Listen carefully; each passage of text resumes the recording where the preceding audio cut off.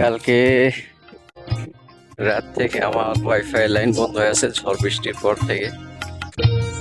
সারা রাত কাজ করছি, আবার সকাল 6টার সময় ঘুম থেকে উঠে আবার কাজ শুরু করছি।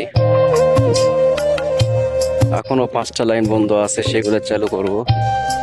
দেখি কি সমস্যা হয়ে আছে, আগে যাব গন্তব্যস্থানে।